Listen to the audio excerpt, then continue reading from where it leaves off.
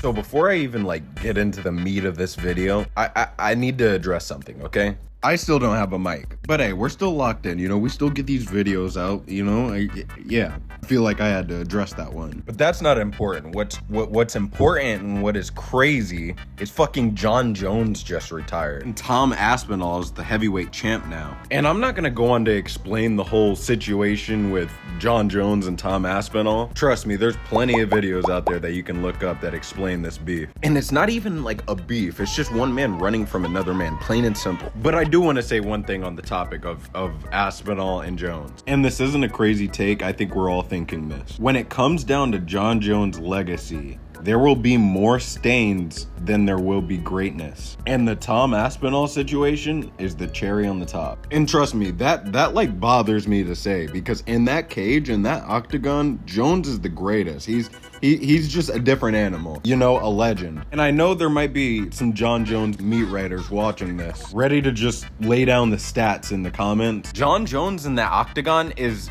undeniably great, okay? But bro, Daniel Cormier was 38 when he lost the belt to a 30-year-old Jon Jones. Jon Jones is 37. That's why DC needs to be talked about as the greatest of all time. Cause the man did that at 38 and then rematched him. Like, come on, get the fuck out of here. So when we're talking about who's the greatest to ever do it, there's a couple names that come to my mind before Jon Jones. And I know that's crazy to say, but dude, we're talking about the same guy that fucking took PEDs against a 38-year-old DC. Come on now. But that's all with the Jon Jones slander. I just thought his fucking retirement was kind of crazy, especially considering what Tom Aspinall had said, I think like almost a year ago. Since I won that fight, he's gone completely quiet, and he'll continue to go completely quiet about me until he retires, because there's no way on earth that he's going to fight me. Not a chance. I will retire Jon Jones without even fighting him. So, I mean, wow. That's like one of the coldest fucking statements I've ever heard in my whole life, but like, bro was really on some fortune teller shit. And it's crazy because 8 months ago that was, and like 5 months before that was the Francis Ngannou situation. So the man's been out here running for a while. But the funniest part about all of this is, at the time of me making this, I see that Jon Jones is like facing some charges in Mexico. I'm not gonna expand on that, but dude, that following his retirement announcement is funny as hell. And honestly, the whole announcement was funny too. His legacy, or we move the heavyweight division, take the title away from him. Jon Jones called us last night and retired. Whoa! Jon Jones is officially retired. Tom Aspinall is the heavyweight champion of the UFC. That's just crazy to think about. What some will consider the greatest of all time retired over the phone. Is this nigga serious? I feel like he's just like trolling us because he feels like he can come back to the UFC just whenever. I don't know, he probably really could be done. Let's talk about this fight. If you watch the prediction video, then you know. I told everyone to bet on a round 3 knockout by Khalil. And obviously we didn't hit on it, but you can't tell me it was a bad bet. Like, come on now, he knocked him down twice in that round, twice. And I seen there's a lot of people out there who didn't like how inactive he was, and he said something about it after the fight. Plan was to be smart, you know?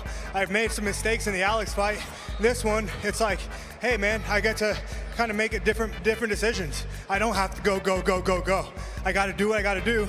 And then if I'm winning the round, I can secure that and, you know, be a smart, professional, championship level fighter. And honestly, you can't be mad at that, you know? You gotta be happy for the change. Plus, when you take a beating from Pereira, I think that would change anyone, like anyone. And then after the fight, they had like this face-to-face like square off for a second. And you hear the announcer say that Jamal Hill was complaining about them not fighting enough. I guess like not putting on enough of a show. And I find that funny because he was just getting beat on the whole time. Like, imagine getting mad because you didn't get hit hard enough. Jamal Hill he continues to be a funny guy. But I give him credit because he went the full 5 rounds, so. And you know, he slipped a few jabs in there.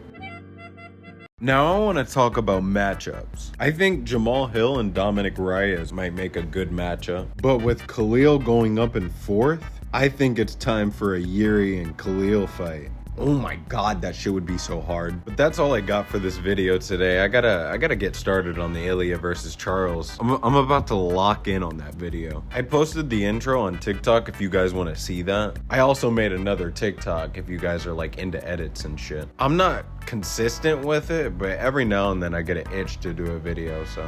But yeah, sorry I had to cut this one short. I actually wanted to spend some time on this video. But, you know, UFC has been doing fight after fight, so I have to keep up. And hopefully they don't copyright me again, you know? That'll be nice if they don't do that. But yes, you guys be smooth, and I'll see you in the next talk. Oh yeah, don't forget to like and subscribe and all of that shit. Yeah. Be smooth.